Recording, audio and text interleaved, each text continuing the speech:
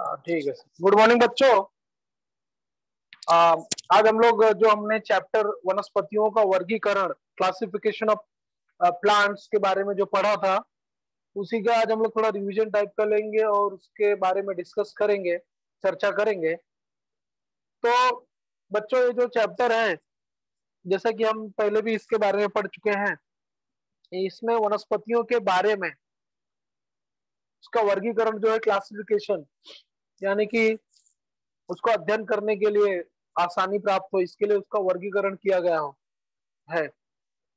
तो हमने Robert Whittaker की पंचवर्गीय पद्धति के बारे में 8वीं में ही पढ़ा है कि सजीवों का जो है वर्गीकरण 5 प्रकार से किया गया है, और उसी में ही जो घटक है, पार्ट है वनस्पति, उसका ही हम लोग आज पढ़ने वाले हैं, उसका वर्गीकरण।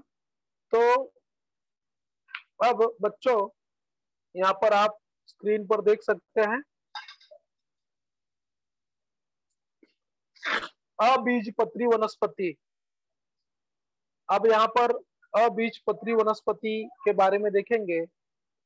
उपजगत, जगत जो वनस्पति है उसका उपजगत क्या है? अबीजपत्री वनस्पतियां, और इसको बोलते हैं क्रिप्टोगैम्स। ओके, तो बच्चों अब यहाँ पर हम लोग ने जैसा कि पहले ही पढ़ा था, थैलोफाइटा। अब इसके 3 विभाग है। पहला क्या है? थैलोफाइटा। ठीक है। अब थैलोफाइटा जो है, ये जगत जो उपजगत है, इसकी वनस्पतियों के बारे में पढ़ना है। तो सर्वप्रथम बच्चों, इनकी उपज प्रमुख रूप से पानी में होती है। मतलब ये जो वनस्पतियां हैं, ये पानी में पाई जाने वाली वनस्पतियां हैं। और ये जो थैलोफाइटा वनस्पतियां हैं, खास बात क्या है इनके पास? इनके पास जड़, तना, पत्तियां, फूल जैसे विशेष अंग नहीं होते हैं। और यहाँ पर पर्णरिम होता है। इसकी वजह से स्वयं पोषी होने के कारण इसके समूह को ही क्या बोलते हैं? एल्गी। एल्गी मतलब शैवाल। अब ये शैवाल जो है, अलग अलग प्रकार की पाई जाती है।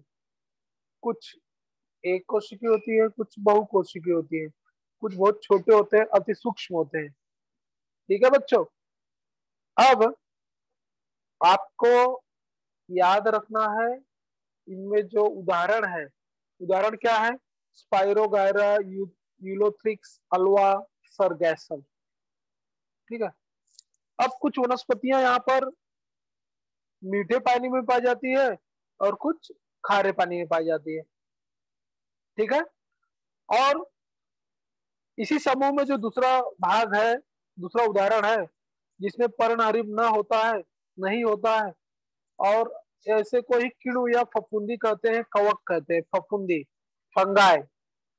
फंगस का प्लूरल है फंगाई। ठीक है बच्चों। तो बच्चों, ये जो फफूंदी तो आपने देखा ही है कि ब्रेड वगैरह है, ब्रेड वगैरह अगर पुराना हो गया या रोटी हो गई, उसके अंदर देखो फफूंदी लग जाती है ना, सफेद कलर का ऐसा फंगस। तो ब्रेड में देखा होगा, रोटी में देखा होगा, कभी कभी अचार वगैरह में भी देखा होगा, लग जाता है फंगस। तो वहां पर मॉइस्चर लग गया और उसकी वजह से वहां पर कवक उत्पन्न हो गए, पैदा हो गए, और वो बढ़ते जाते हैं। ठीक है। तो पहला पार्ट जो है थैलोफाइटा, ये आपको समझ में आ गया रहेगा। खास बात क्या है थैलोफाइटा में? इनमें जड़, तना, पत्तियां, फूल जैसे विशेष अंग नहीं है। तो ये थैलोफाइटा की पहचान है। ठीक है बच्चों। अब ये उदाहरण हो गया अल्वाकारा, स्पाइरोगायरा, थैलोफाइटा ग्रुप की वनस्पतियां। अब बच्चों, हम लोग इसका दूसरा भाई है, दूसरा भाग है, जिसको हम लोग बोलते हैं ब्रायोफाइटा। ठीक है बच्चों। अब ब्रायोफाइटा, ये सेकंड पार्ट हो गया। अब ये जो अबीजपत्री वनस्पतियों का जो उपजगत का जो दूसरा भाग है, जिसको हम लोग ब्रायोफाइटा नाम से पहचानते हैं, इसका खास बात क्या है? अब देखा होगा कि पुरानी जो दीवार वगैरह है, आपने देखा होगा, उसमें ऐसे लग्गी के आकार की छोटी सी रचनाएं दिखती है। देखो ईंटे के ऊपर ऐसे हरे हरे कलर का लग्गी के आकार का। लग्गी मालूम है ना, गांव में नीम वगैरह की दतून वगैरह तोड़ने के लिए लग्गी का उपयोग करते हैं। जानवरों को चारा खिलाने के लिए, पेड़ों से जो है पत्तियां तोड़ने के लिए लग्गी का उपयोग। तो आपने देखा होगा कि दीवारों पर कुछ इस प्रकार की संरचना होती है और आगे कुछ इस प्रकार का होता है, और ये ईंट की दीवार रहती है। ऐसे बहुत सारी संरचनाएं लगी रहती हैं। ठीक है, तो ये ईंट हो गया सपोज। तो बच्चे लोग, हरी हरी कलर की छोटी छोटी जो संरचनाएं रहती हैं, ये आपने देखा ही होगा, है ना। अब ये खास बात क्या है, ये वनस्पति जगत का उभयचर है। इसको वनस्पति जगत का उभयचर कहते हैं। उभयचर तो आपको मालूम ही है। जैसे उभयचर प्राणियों की बात करें तो आपको मालूम है कि कछुआ जल में भी रह सकता है, स्थल में भी रह सकता है, तो इसके लिए उभयचर कहलाता है ना। ऐसा मगरमच्छ भी पानी में भी रह सकता है, बाहर भी आ सकता है। तो उभयचर मतलब डुअल नेचर वाला। पहला भाग में क्या देखा थैलोफाइटा में बच्चों, कि वहां पर तना जड़ ऐसा कुछ स्पेशल रचनाएं नहीं दिख रही थी, फूल ये सब। बट यहाँ पर थोड़ा अलग है। इसको उभयचर क्यों कहते हैं, क्योंकि इनकी वृद्धि जो है, इनकी वृद्धि क्या है, नम मिट्टी में होती है, और इनको पानी की भी आवश्यकता होती है। मतलब इनको मिट्टी भी चाहिए और पानी भी चाहिए। वृद्धि तो कहाँ हो रही है, नम मॉइस्ट सॉइल, जो गिल्ली मिट्टी नम मिट्टी वहां पर हो रही है। लेकिन इनको पानी की आवश्यकता होती है, पानी रहेगा तो ही बढ़ेंगे, पानी नहीं रहेगा तो सूख जाएंगे। ठीक है, और ये वनस्पतियां निम्न स्तरीय बहुकोशिकीय एवं स्वयंपोषी होती है। ठीक है, अब इनमें बीजाणु निर्मित से प्रजनन होता है। अब इनमें क्या होता है, एक रहेगा तो एक से दूसरा जो बीजाणु रहता है, उसके बीजाणु से दूसरा पौधा या दूसरा जो है ये वनस्पति जो है तैयार होती है। ठीक है, और इसकी वनस्पतियां इसकी वनस्पतियों की रचना चपटे रिबन फीते जैसी होती है। तो याद क्या रखना, ये वनस्पति जगत का उभयचर है। कौन, ब्रायोफाइटा। और इनकी वनस्पतियों की रचना जो है चपटे रिबन जैसी होती है। ठीक है, और लेकिन इन वनस्पतियों में मूल रूप से जो पाई जाने वाली जड़ें, तना, पत्तियां नहीं होती। तो ये जो जड़ें हैं, तना और पत्तियां इनमें नहीं होती। ठीक है, अब इसके उदाहरण याद रखना है बेटा। ये उदाहरण जो है याद रखना है। उदाहरण क्या है, फ्यूनेरिया एंथोसिरोस रिक्सिया। ये उदाहरण याद रखना है, किसका है ये, ब्रायोफाइटा। अब बच्चों, हम लोग तीसरा जो पार्ट हम लोग पढ़ चुके हैं और वापस से पढ़ रहे हैं, ये टेरिडोफाइटा है। टेरिडोफाइटा, पहला क्या पढ़े बच्चों, थैलोफाइटा, दूसरा ब्रायोफाइटा। अब ये तीसरा जो उपजगत अभीचरी वनस्पति का जो तीसरा विभाग है, it is called as pteridophyta. इसको हम लोग बोलते हैं टेरिडोफाइटा। अब बच्चों, ये जो टेरिडोफाइटा है,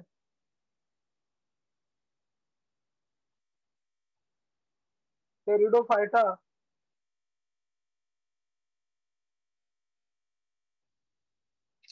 में क्या है, इसमें दोनों से अलग है। इसमें क्या होता है, जड़, तना और पत्तियों जैसे अंग स्पष्ट रूप से दिखाई देते हैं। इसके पहले दोनों में हम लोग को इतना नहीं दिख रहा था ये सब चीजें, लेकिन यहाँ पर स्पष्ट दिखते हैं। तो ये तीसरा पार्ट है, विभाग है, जिसका नाम है टेरिडोफाइटा। और लेकिन अभी हम लोग अबीजपत्री वनस्पतियों की बात कर रहे हैं, तो अर्थात इसमें भी फल और फूल नहीं मिलेंगे। अबीजपत्री, फल और फूल, फल के अंदर ही तो बीज आते हैं, है ना। तो अब इनमें भी पुष्प यानी कि फूल और फल नहीं पाए जाते। हम लोग किसकी बात कर रहे हैं बेटा, टेरिडोफाइटा की।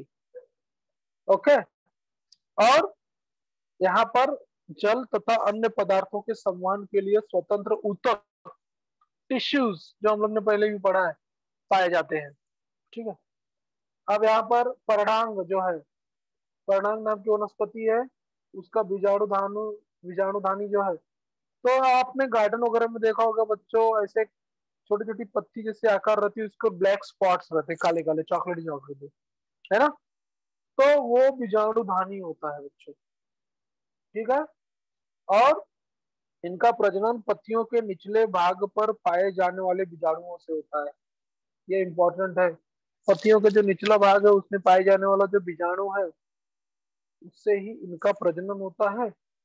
और बच्चों, आपको ध्यान में जो रखना है उसका उदाहरण, fern, nephrolepis, marsilea, pteris, adiantum, equisetum, selaginella, lycopodium, ऐसे बहुत सारे उदाहरण हैं। तो कुछ उदाहरण आपको याद भी रखना है बच्चों। तो ये जो उदाहरण दिया है ये इंपॉर्टेंट है, ठीक है।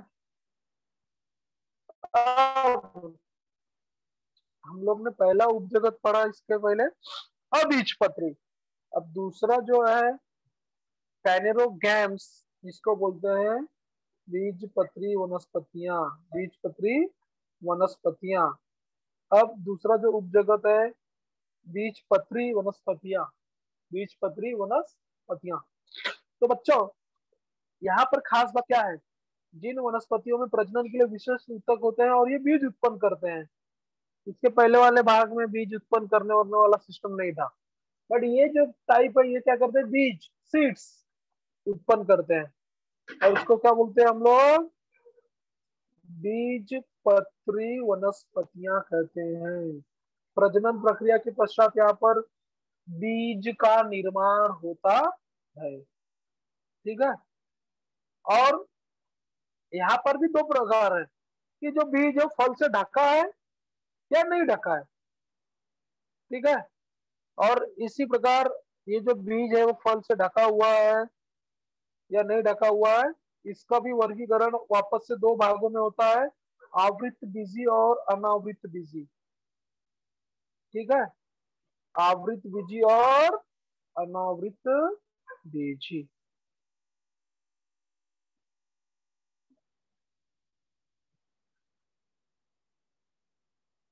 तो बच्चों, अब यहाँ पर भी जो बीज है वो फल के अंदर पाए जा रहे हैं या इसके ऊपर कोई आवरण नहीं है, इस प्रकार से इसका आवृत बीजी और अनावृत बीजी दो प्रकार से इसका और भी वर्गीकरण किया जा सकता है, और भी प्रकार है, भाग है। तो बच्चों, अब हम लोग देखेंगे जिम्नोस्पर्म या अनावृत बीजी, जिम्नोस्पर्म या अनावृत बीजी, ठीक है बच्चों। अब ये जो प्रकार की वनस्पतियां हैं, हम लोग देख रहे हैं अनावृत बीजी वनस्पतियों के बारे में।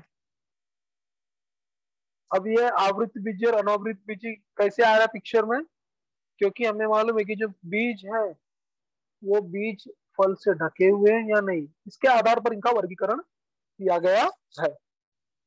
तो बच्चों, ये जो आपको इसका जो अनावृत बीजी जो इसका विभाग वन है, जिसको जिम्नोस्पर्म कहते हैं, जिम्नोस्पर्म्स, इसके बारे में देखते हैं। तो उदाहरण के तौर पर क्रिसमस ट्री देखा है, गुड़हल देखा है आपने, लिली देखा है, हाँ। ये सभी चीजों का आपको क्या करना बोल रहे हैं, यहाँ पर तुलना कीजिए, कंपेयर कीजिए, ठीक है। तो अब पहले देखिए अनावृत बीजी वनस्पतियों हुआ, इन वनस्पतियों में क्या अंतर दिखाई देता है।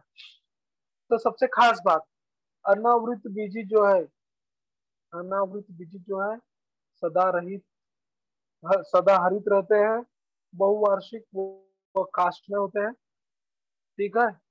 और काष्ठ काया इनके अंदर पाई जाती है, और इन वनस्पतियों की तनों की शाखाएं नहीं होती, मतलब इनमें ब्रांचेस नहीं होते हैं, तनों की शाखाएं नहीं होती, और पत्तियां मिलकर चक्रीय मुकुट का निर्माण करती हैं।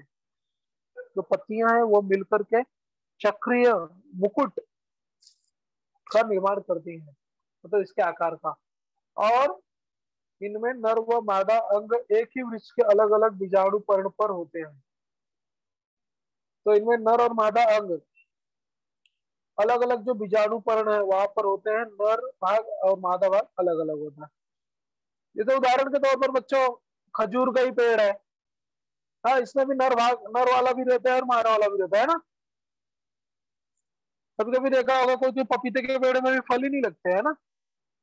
हम लोग बोलते हैं कि शायद ये नर पपीता होगा, ऐसा कुछ तो भी। लेकिन यहाँ पर क्या होता है, यहाँ पर नर और मादा जो अंग एक ही वृक्ष के अलग अलग बीजाणु पर्ण पर दिखते हैं होते हैं, ठीक है। इनके बीज आवरण रहित होते हैं, यही सबसे इंपॉर्टेंट है। सबसे इंपॉर्टेंट क्या है बेटा, इनके बीज आवरण रहित होते हैं। मतलब इनके बीज के ऊपर, जैसे अब नारियल है, ऊपर कवटी है, अंदर नारियल है ना। जैसे अगर आपने बोला चीकू है, ऊपर फल है, अंदर बीज है। जैसे आपने बोला आम है, फल आम का है, अंदर बिया है, खुसली है। लेकिन यहाँ क्या खास बात है बेटा, यहाँ यही है कि इनके बीज आवरण रहित, इनको कोई ऊपर से खास प्रोटेक्शन नहीं है, बीज को आवरण नहीं दिया जाता है, नहीं होता है, ठीक है। अर्थात यह फल धारण नहीं कर सकते, मतलब फल बनेंगे ही नहीं ना। फल बन गया मतलब इसका आवरण आ गया, कवर आ गया, बराबर। तो इसीलिए इन्हें बोलते हैं अनावृत बीजी।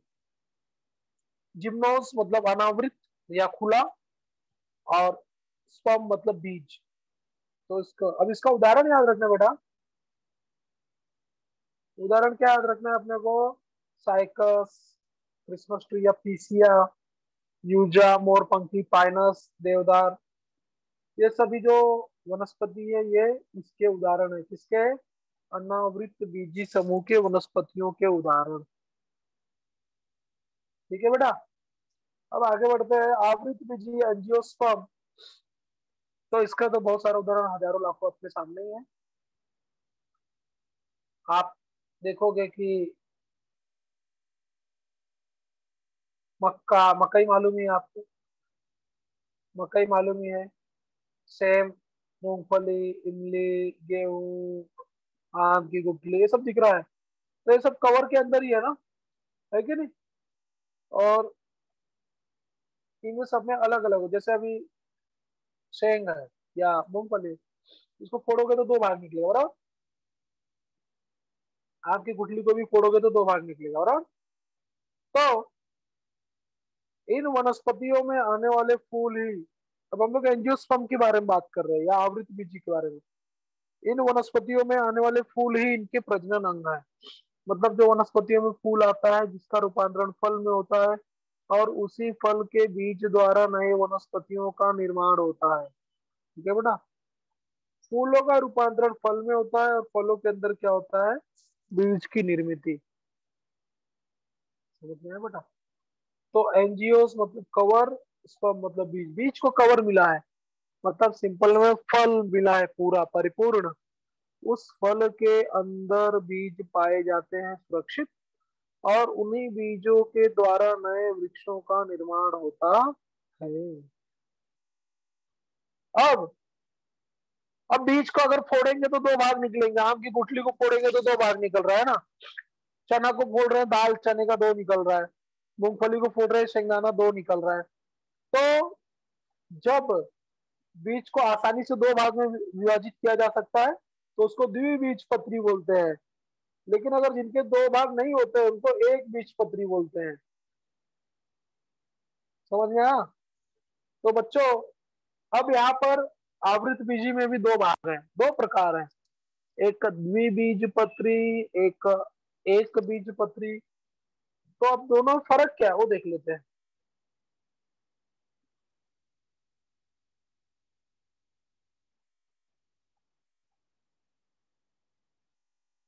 अब द्विबीजपत्री और एक बीजपत्री के बीज, जड़, तना, फूल, फल, इस सब में फर्क क्या है। द्विबीजपत्री जो होता है ना बेटा, वो, उनके बीजों को फोड़ेंगे तो दो भाग निकलते हैं, तो यहाँ पर उसके दो बीज पत्र होते हैं। जबकि एक बीज पत्री में एक ही रहेगा, वो बीज को ऐसा फोड़ के दो भाग, उसको काट के कर सकते हैं, बट नेचुरली उसमें दो भाग नहीं रहेंगे, उसको एक बीज पत्री बोलेंगे, ठीक है। अब इनकी जड़ें मूसला होती है। द्विबीजपत्री की जड़ें मूसलाधार होती है बच्चों, जैसे अगर आपने तुअर का दाल, अरहर का दाल का देखा तो उसकी जड़ें देखे रहे हो तो एकदम मूसलाधार रहती है, बहुत ही डेंस रहती है, गठिन रहती है, बहुत ज्यादा रहती है। जबकि एक बीज पत्री की जो वनस्पतियों की जो जड़ें हैं वो तंतुमय जड़ें रेतेदार होती है ना। तो अब इनका तना द्विबीजपत्री का मजबूत, सख्त और, उदाहरण दिया बरगद का पेड़, है ना। बरगद का पेड़ का तना तो देखो इतना मोटा होता है। बरगद तो 100 100 साल, 200 200 साल भी बढ़ सकता है, इतना उसके अंदर क्या है, बढ़ने की क्षमता है, जीवन काल है। तो उसके अंदर भी देखो ऐसा, बरगद के अंदर जटाएं लटकती रहती है, देखा होगा आपने। वड़ वड़ बोलते, वट वट वृक्ष, बरगद। तो अब एक बीज वनस्पतियों का जो तना है वो क्या होता है, खोखला होता है। उदाहरण देखो यहाँ पर, प्याज, है ना। अब पत्तियां, इनकी पत्तियों में जालीदार शिरा विन्यास पाया जाता है। जालीदार शिरा विन्यास मतलब इसके पत्तियों के अंदर बहुत सारे ऐसे रचनाएं रहती है, पत्ती है सपोज, है ना। ऐसे ऐसे पत्ती हो गया, इसके अंदर ऐसे ऐसे जालीदार रचना होती है, जिससे देखा होगा पीपल का वृक्ष, है ना। तो अंदर ऐसा पतली जालीदार संरचना, सूख जाएगा तो आपको स्पष्ट दिखाई देगा, है ना। लेकिन यहाँ पर समांतर शिरा विन्यास, इनकी पत्तियों में सपोज पत्ती है तो समांतर शिरा विन्यास पाया जाता है, ऐसा जालीदार नहीं है। और द्विबीजपत्री की वनस्पति, उनके जो फूल है या 4 या 5 भागों वाले होते हैं, चतुर्भागी या पंचभागी। जबकि एक बीजपत्री वनस्पतियों की जो वनस्पतियां हैं वो 3 या 3 की आवृत्तियों में त्रिभागी होती है। यहाँ पर इसको उदाहरण दिया है, जैसे आपने मकई देखा है, मकई का एक लिया, मकई का दाना, उसमें दो थोड़ी निकलेगा, तो है ना। तो बच्चों हमने आज ये चैप्टर का पुनरावलोकन लिया, पढ़ा, और हमने पढ़ा कि इस जो वनस्पति जगत है, वनस्पति जगत के जो उप जगत है उसका सब भाग जो है ना, वो क्या है, अबीजपत्री और बीजपत्री। हम लोग ने अबीजपत्री में थैलोफाइटा के बारे में पढ़ा। थैलोफाइटा के बाद उदाहरण देखे उसके, फिर हमने देखा टेरिडोफाइटा, सॉरी ब्रायोफाइटा। ब्रायोफाइटा का खास बात देखा कि इनको पानी और मिट्टी दोनों की आवश्यकता है, वृद्धि तो मिट्टी में हो रही है लेकिन इनको पानी की भी आवश्यकता होती है प्रजनन के लिए। और बच्चों इसके बाद हमने देखा क्या, टेरिडोफाइटा। टेरिडोफाइटा में क्या देखा बच्चों हम लोग ने, टेरिडोफाइटा में हमने ये देखा कि ये जो वनस्पतियां हैं इनमें जड़, तना और पत्तियों जैसे स्पष्ट रूप से अंग दिखाई देते हैं। और बच्चों ये जो टेरिडोफाइटा है वो टेरिडोफाइटा का उदाहरण हम लोग देखा यहाँ पर कि गार्डन वगैरह में देखा रहेगा आपने, परणांग, उसकी पत्ती के निचले सिरे में डॉट डॉट दिखेंगे आपको, है ना। तो वो डॉट डॉट जो दिख रहे हैं उसके वजह से वही जो बीजाणु है उसके अंदर, और उससे ही नए पौधों का विकास हो सकता है, नए पौधों का प्रजनन हो सकता है। इसके बाद हम लोग ने इसके उदाहरण जो पढ़ा, fern, nephrolepis, marsilea, pteris, adiantum, equisetum, selaginella, lycopodium, ऐसे बहुत सारे उदाहरण एग्जाम्पल्स हमने पढ़े हैं, जो कि ध्यान में रखना है बच्चों। तो ये देखो ये सब इसके चित्र दिख रहा है, तो आपको ये जो फर्न गार्डन वगैरह में कहीं कहीं दिख सकता है आपको, और उसके पत्तियों के अंदर ही आपको ये जो ब्लैक स्पॉट्स दिख रहे हैं, जो बीजाणु धानी है पुंज, उसके अंदर ही बीजाणु होते हैं, ठीक है। अब हमने इसके बाद उपजगत जो बीज पत्री है, अबीज पत्री का तो अब तक पूरा पढ़ लिया, थैलोफाइटा ब्राह्मण। बीज पत्री का खास बात क्या है, बीज पत्री मतलब बीज का यहाँ पर आ गया, पिक्चर में आ गया बीज, मतलब बीज रहने वाला है। तो बच्चों अब बीज पत्री में भी दो प्रकार है, आवृत बीजी, अनावृत बीजी। मतलब फल लग रहे हैं, फल के अंदर बीज है, तो वो हो गया आवृत बीजी। और अनावृत बीजी में हमने देखा कि जिम्नोस्पर्म्स बीज है बट उनको कोई आवरण नहीं मिला है, उसके उदाहरण भी हमने देखे। और आवृत बीजी में भी हमने उदाहरण देखे बहुत सारे, सेम, मूंगफली, इमली, चना, मटर, गेहूं, ये सब। लेकिन अभी आवृत बीजी में भी दो प्रकार हमने देखा कि वो बीज है वो कितने पत्र का, मतलब एक बीज पत्री या द्विबीज पत्री। चने चने को अगर आपने फोड़ा तो चने के अंदर उसके दाल दो निकलेंगे, है ना, तो द्विबीज पत्री है। आपकी गुठली को फोड़ा तो गुठली को फोड़ने के बाद अंदर से दो भाग निकलेंगे, द्विबीज पत्री। और एक बीज पत्री का भी देखा आपने, उसके उदाहरण यहाँ पे देखा, प्याज या जो मक्का रहता है, मक्का भी देखा है ना आपने सभी ने। अब दोनों के वनस्पतियों की रचनाओं में विभिन्नता पाई जाती है, तो वो बीज के माध्यम से, जड़ के माध्यम से, तने के माध्यम से, पत्ती के माध्यम से और फूल के माध्यम से हमने दोनों का वर्गीकरण पढ़ा। ठीक है बच्चों। तो बच्चों अब ये पाठ का हम लोग ने रिवीजन ले लिया एक प्रकार से। अब आपको कोई समस्या हो तो आप पूछ सकते हैं, फिर हम लोग ये जो चैप्टर है का ये जो भाग था वो खत्म हो चुका है ऐसा मान लेंगे। तो बच्चों अब ये हमने जो पढ़ा, पुनरावलोकन लिया, जो रिवीजन लिया हमने, तो आज उस रिवीजन में आपको कोई समस्या आई, कुछ समझ में नहीं आया तो आप पूछ सकते हैं। उम्मीद करता हूँ आपको मेरी आवाज भी आती होगी बराबर क्लियर। थोड़ा सा नेटवर्क का इश्यू तो है ही है, बारिश बहुत है, देख रहे हो 3-4 दिनों से। तो खैर, तो अब आगे का जो समय है बच्चों वो आपके लिए है। आपको कुछ समस्याएं आई हैं, कुछ नहीं समझा है, तो आप उसके बारे में पूछ सकते हैं। ठीक है बच्चों। तो हैंड रेज कीजिए और जिसकी समस्या होगा उसका समाधान किया जाएगा।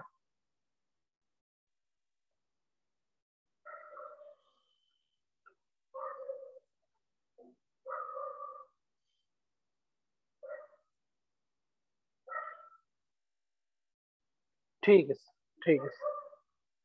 तो बच्चों ये हमने ये जो वनस्पतियों का वर्गीकरण है इसके बारे में आज उसका पुनरावलोकन व रिवीजन लिया है।